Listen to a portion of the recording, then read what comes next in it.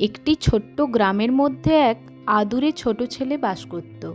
তার নাম ছিল রাহুল।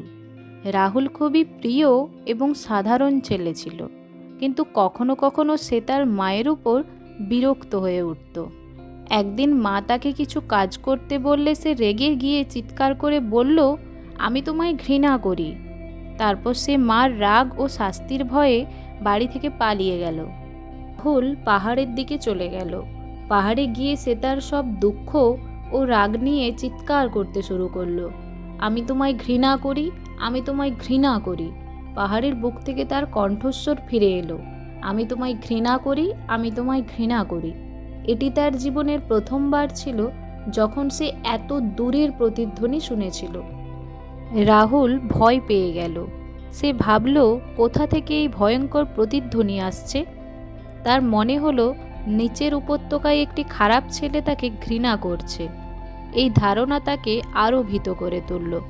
সে তাড়াহুড়ো করে বাড়ি ফিরে গেল এবং তার মাকে বলল, মা, নিচের উপত্যকায় একটি খারাপ ছেলে আছে যে চিৎকার করছে, আমি তোমায় ঘৃণা করি। মা বুঝতে পারলেন যে রাহুল তার নিজেরই কথা শুনেছে, তাই তিনি ছেলেকে ধৈর্য ধরে বুঝিয়ে দিলেন। মা বললেন, রাহুল, তুমি পাহাড়ে গিয়ে শুধু ঘৃণার কথা বলেছ।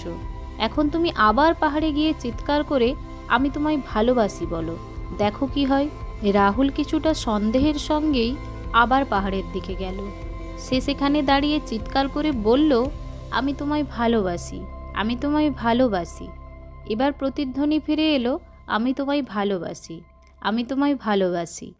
এবার তার চিৎকারে একটি মিষ্টি প্রতিধ্বনি শোনা গেল। ছেলে বুঝতে পারল যে তার নিজের কথা তার নিজের কাছে ফিরে এসেছে। এটি তার জন্য একটি বড় শিক্ষা হয়ে দাঁড়ালো। মায়ের কথার অর্থ সে এবার উপলব্ধি করতে পারল। যেভাবে আমি পাহাড়ে বললাম সেভাবেই আমার কথার প্রতিধ্বনি ফিরেছে। তাই যদি আমি ভালোবাসা দিয়ে কথা বলি তাহলে ভালোবাসার প্রতিধ্বনি শুনব, আর যদি ঘৃণা দিয়ে কথা বলি তাহলে ঘৃণার প্রতিধ্বনি শুনব। মা তার ছেলেকে লক্ষ্য করে বললেন, রাহুল, তুমি আজকের দিনে একটি গুরুত্বপূর্ণ পাঠ শিখেছ। জীবনও আমাদের কথার মতো। আমরা যেভাবে আচরণ করি জীবন আমাদের সেভাবেই প্রতি উত্তর দেয়।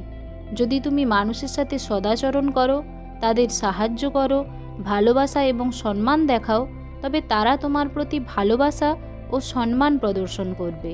কিন্তু যদি তুমি ঘৃণা, রাগ ও অসদাচরণ প্রকাশ করো তবে তুমি একইভাবে ঘৃণা ও রাগের সম্মুখীন হবে। রাহুল তার মায়ের এই শিক্ষা নিয়ে বুঝতে পারল যে সবার সাথে সদাচরণ করা উচিত। সে প্রতিজ্ঞা করল যে তার কথাবার্তায় এবং আচরণে সবসময় ভালোবাসা এবং সদ্ভাবনা থাকবে। পৃথিবীও আমাদের সঙ্গে এমন আচরণ করে।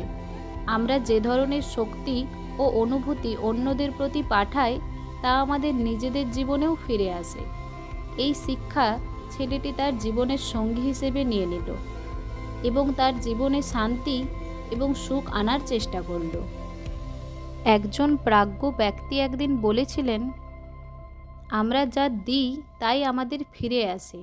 এই গল্পটি আমাদের শিক্ষা দেয় যে আমাদের কথা এবং কাজের মাধ্যমে আমরা আমাদের নিজেদের জীবনকে গড়ে তুলি।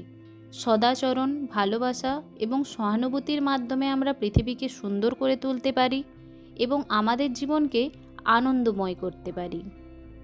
রাহুলের গল্প আমাদের মনে করিয়ে দেয় যে আমাদের আচরণই আমাদের জীবনকে নির্ধারণ করে।